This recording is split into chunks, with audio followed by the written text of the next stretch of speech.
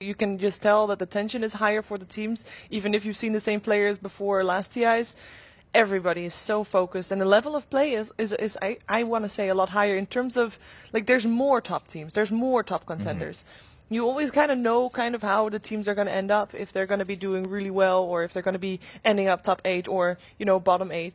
But now there's less, there's more uncertainty. There's less that you can say, like, this team definitely is going to be in the bottom 5. You can't say that. Every team has a chance to make it far. And for me, a big part of it, too, is also that it seems this version of Dota just has a broader hero pool. Like, there's simply just...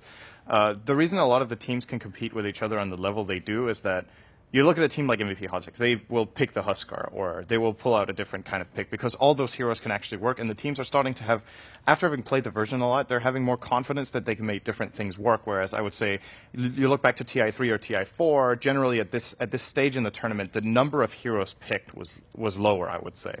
TI4 was certainly better than TI3. I think it gets better every year, but definitely different strengths. The fact that so many things are viable is helping out a lot. Winter, what about you? Your view of TI5 compared to the past TIs? Like, for me, when I think about TI, when I look at TI this year, okay, everyone was talking about how strong Secret and EG are, and everyone expect them to dominate. But when we come to the group stages, they drop games. People don't expect that. So that alone is a good tell that it's very difficult this year. It's very tough. Yeah, that's just the feeling I got, but I wanted to see how you guys felt having seen this develop year after year. Of course, part of it is also looking back. I mean, we look at all these stories from the players, and now we have so many champions, past TI champions, and it's been pretty exciting to see that unfold. And every player has a different start, a different story getting here, and different reasons. Like, everyone says TI's the one that matters. If you win TI, nothing else matters. But at the same time, the reasoning for that is quite different. Their background for why they say TI is the thing that matters most is pretty different. So that's been interesting to see unfold so far. VP versus MVP Hot 6 coming up. Ladies and gentlemen, we do have the teams in their rooms now getting all warmed up. Warming up their hands. Yeah, warming up their hands, too. I mean, both literally and figuratively. VP looking like they're pretty comfortable coming into this game. Should be their first game today, so... they should feel pretty relaxed. At the same time, maybe a little bit of the jitters, even though it's been day 3. For your first game of each day can always put you on a little bit on the nerves. And MVP, I mean, tough games yesterday, of course, against a rough opponent in EG. At the same time, new day, new games, and a lot of people are expecting if either team from MVP is going to do well. Cinder, and you've been saying Hot 6 probably going to perform a little bit better. I'm sure they're feeling that support a lot. And both MVP teams have been saying our goal is to get top 8 this year and prove that we've definitely improved from past years. Do you think they'll be able to prove that this match? I'm just hoping they don't look too much at the score right now. And they're like, oh, this is the group, we have 1 point. And they look at, it's really unfortunate because, as I said earlier, I don't feel like it reflects their performance. I think they're better than the 1 point they got. So if they analyze the situation correctly and they don't go on tilt because, oh, wow, this group stage is horrible for us, we haven't really won that much. They've played 3 games. They got a draw and 2 losses. There's still 4 games remaining. They can definitely pull out some really good plays. Now, from the camera shot there, you can't really read too much into it. Maybe. But, I mean, at the same time, it does matter, right? There are these outside factors. Yeah, it looked...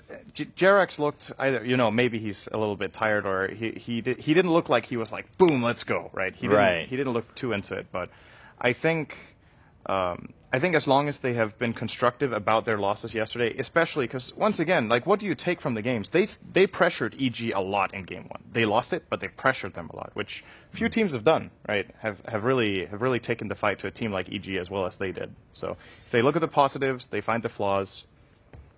I could easily see them winning this, even 2-0. Like, for me, the draw is still the most likely. VP are the favorites, but what Hot 6 do show up today is the question. All right. I think for Hot 6, I mean, you mentioned it yesterday, they came up with a tough loss. It was against EG, and EG is one of the favorites going into the entire tournament. So if you're going to lose against someone, against EG, there's no shame in that, I think. Right.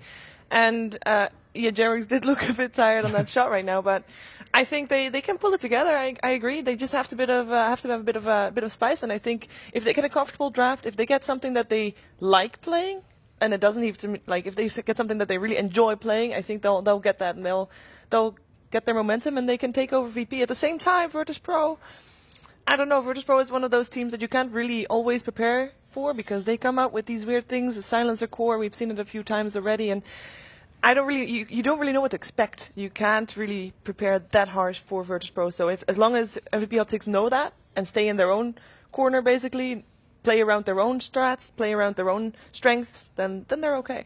I think they can do well. All right. Well, ladies and gentlemen, you've been waiting for it, but it's here finally. MVP Hot 6 versus Virtus Pro into the draft of Game 1 with Hot 6 on the Dire side, Virtus Pro on Radiant. And again, it's odd, Winter. We talk about this like day 1 and 2. We're like, well, no one's really putting high priority on SF, even on Radiant side, or banning it on Dire. And suddenly today we're seeing bans from Dire and picks on Radiant right away. I think mostly it's also because both of these teams, if you talk about heroes, they are both looking to get the Lina, I feel. Like, Virtus Pro plays the Lina mid a lot. They played the Lina yesterday, of course, on the safe lane as well. And for Hot 6, it's also a crucial part of their success, having Lina as a mid or as a support for the whole team. All right.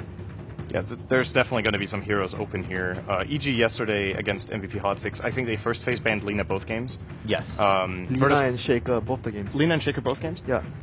Virtus Pro is another team that really like playing their Lina on G. It's the type of hero that he excels at. He is very good on spellcasting mids that just burst. Burst mid heroes are his jam, and no matter what Virtus Pro ban now, we're going to have a lot of the key heroes of this tournament so far get through. We've got Gyro, we've got Tusk. Leshrac now gets banned. What else do we have? The Shaker, Queen of Pain. For MVP Hot 6, they're Shaker, the Lina. They have so many things to choose from. I personally think they either grab the Gyro or the Quap now, because those are really big picks for VP as well, and adapt to whether or not VP picked the Lina. I'm really curious if you're MVP Hot 6, you know that Virtus Pro has G with that indeed bursty type of hero play. Doesn't matter which heroes he plays, he'll be the aggressor, or at least he'll try to be. How much emphasis are you going to put in trying to shut him down? Or are you going to try to put more emphasis in getting your own safe lane more farm and maybe helping your own mid lane just be secure? Okay. Whoa. First pick. Well, maybe you just don't care. Maybe you just you pick Bloodseeker first pick. Yeah, Bloodseeker first pick coming out. I mean, despite all the heroes you guys just mentioned, and so many that have been very high priority. And yeah, that does leave the Gyro open, and then the Tusk too. So. It's a hero G plays too, though. So yeah. it's a hotly contested pick for both teams because they actually both like playing around the Bloodseeker. But I was definitely not expecting it as the overall first pick of the matchup. But it's a hero that we should have thought about would play a big role in this. Okay. And they rate it really high. As far as shutting down G, I would definitely agree. If they can get away with it, putting focus on G is great. But already from the draft now, it might become difficult for MVP Hot 6 to pressure them in a lot. Yeah, they've been doing a lot of weird things with their draft. Even yesterday, picking a Tinker in a lineup which has a lot of giving the Tinker a lot of vision with the Tombstone and the track. So they've been really showing a lot of versatility within their picks alone. So there goes the Lina, which they like to pick a lot.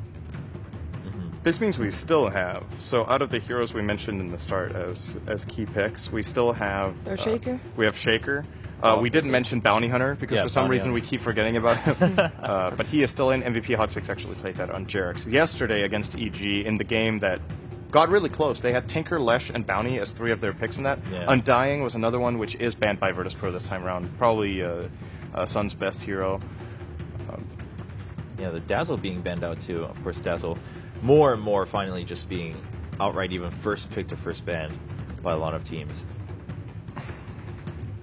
Yeah, I'm kind of curious who is going to play the Lina on the side of MVP Hot 6. They have had 4F play Lina, they have obviously had Jerix play Lina, and Mental Protector as well. So I like that their draft, they can go anywhere they want. They don't really give anything away, and at the same time pick up 2 heroes of which we said, like, those heroes are high contested heroes. They need to pick them probably. I mean, they're probably going to be banned out if they weren't picked first.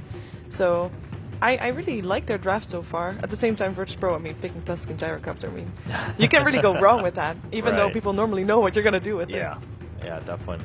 It's very rare you start a game with Gyro Tusk and you're like, that was a mistake. Yeah, exactly.